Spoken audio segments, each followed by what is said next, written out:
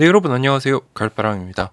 오늘은 마이크로소프트 양자 컴퓨터에 대해서 좀 알아보면서 양자 컴퓨터 누가 제일 앞서고 있는지 한번 같이 살펴보도록 하겠습니다.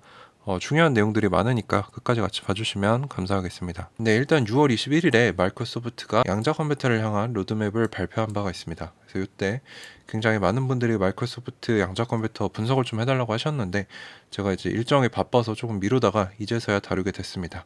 마이크로소프트가 보는 양자 컴퓨팅 도입 단계가 세 가지가 있습니다. 기초 수준은 이제 현재 수준, 중간 정도 스케일의 오류가 있는 물리적 큐비트로 작동하는 양자 시스템. 지금 전부 다 이 상황인 거죠. 그리고 2단계는 탄력 있는 수준이다. 그래서 신뢰성 있는 오류가 보정된 완벽한 논리적 큐비트로 작동하는 양자 시스템을 얘기를 하고, 세 번째는 규모가 있는 수준. 그래서 가장 강력한 슈퍼컴퓨터조차 해결할 수 없는 문제를 해결할 수 있는 양자로 된 슈퍼컴퓨터를 얘기한다. 즉 양자 컴퓨터인데 슈퍼컴퓨터를 뛰어넘는 컴퓨터를 얘기를 합니다. 자, 그래서 규모 단계, 그 3단계에 도달하려면 근본적인 물리적 연구 돌파구가 필요하다라고 마이크로소프트는 주장을 하고 있는데, 아이온큐랑은 완전히 다른 얘기죠. 아이온큐는 연구 돌파구는 끝났다. 우리는 이제 제조해서 상용화시키면 된다라고 얘기를 하는데 입장이 좀 다릅니다. 그래서 마이크로소프트 같은 경우는 이 6월 달에 6월 말 미국 물리학회에서 동료 과학자들이 검증한 논문으로 본인들의 뭐 큐비트 제작이 임박했다라고 얘기를 하면서 굉장히 언론에서 띄워줬는데, 어떤 거냐면 마요라나 페르미온이라는 준 입자를 사용한 뭐 이런 것들을 통해 큐비트를 만든다는 건데, 이게 사실 상상 속에 있는 물질이다라고 했는데 이걸 뭐 실체를 입증했다 이런 얘기를 하면서 굉장히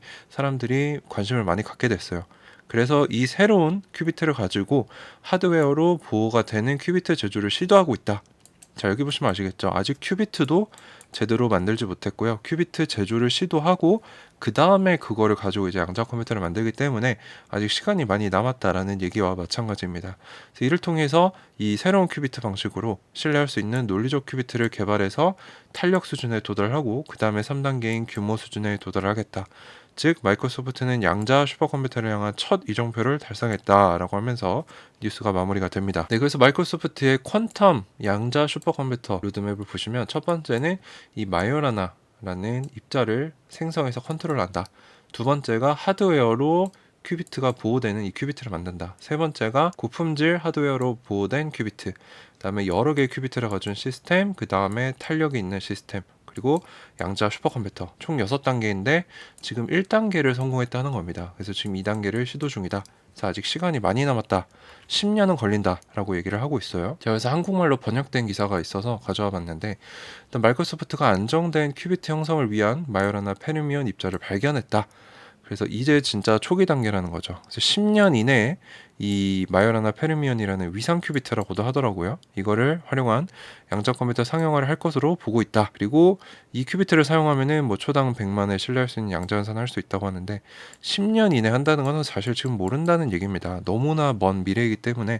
그리고 그때쯤 되면 다른 경쟁사들은 이미 앞서가는 경쟁사들은 완벽한 양자 컴퓨터를 내놨을 거예요. 마이크로소프트는 이 큐비트 형성을 위한 마요라나 제로 모드 터펄러지코 위상학적 큐비트를 개발했다라고 공개를 했는데, IBM이 연구 중인 이런 양자 컴퓨터와는 다른 방식이고 안정적인 큐비트를 생성할 수 있다는 강점이 있는데 아직은 모릅니다. 그래서 궁극적으로 안정적인 큐비트 생성의 핵심이 되는 입자를 생성하고 제어할 수 있는 단계다. 그래서 아주 기초적인 단계다라고 해석할 수 있습니다. 그리고 마요라나 페르미온이라는 거는 마요나라 제로 모드 특성이라는 위상 보호라는 특성 때문에 다연 방법을 통해 만들어진 큐비트에 비해 오류율이 현저히 낮다라고 하는데, 이것도 뭐 아직 시연이 된 것도 아니고요. 나온 게 아닙니다.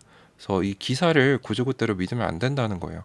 그래서 이 모드로 논리적 큐비트를 만들 수 있다면, 이론적으로 실용적인 오류가 부정된 위상 양자 컴퓨터를 만들 수 있다. 만들 수 있다면 if죠. 아직 모른다는 겁니다. 그래서 뭐 이런 개념도를 그려놨어요. 그래서 첫 양자 컴퓨터 프로토타입을 구축하는 것이 목표인데 이게 앞으로 10년 이내다. 아직 멀었다. 라고 얘기를 하고 있습니다. 자, 그래서 다른 양자 기업들과 진보 속도를 비교를 해보면 이제 초전도체 선두주자들인 IBM과 리게티를 먼저 보면요. IBM은 400큐비트 수준 도달했습니다. 물리적 큐비트이기 때문에 오류율이 높은 큐비트이고요. 올해 1120일 목표로 하고 있고, 미국, 독일, 일본, 캐나다의 양자 컴퓨터를 배치를 했는데 판매는 아니고 파트너십이거나 이제 자사의 돈을 들여서 배치를 해놓은 거고요. 리게티 같은 경우는 84 물리적 큐비트에 도달을 했고 최근 미 공군연구소에 9큐비트 수준의 기초적인 장치를 판매를 했습니다. 아직 둘 다 뭐 본격적인 판매가 이루어지지 않았고 리게티 같은 경우도 기초적인 장치만 판매를 했다. 이온트랩 같은 경우는 아이온큐는 29 알고리즘 큐비트, 쓸만한 큐비트 29개 달성을 했고 최근 내년 목표인 35, 64EQ 수준을 공개를 했습니다. 그리고 2023년에 총 4대의 양자 컴퓨터를 판매를 했죠. 그리고 작년엔 한 대.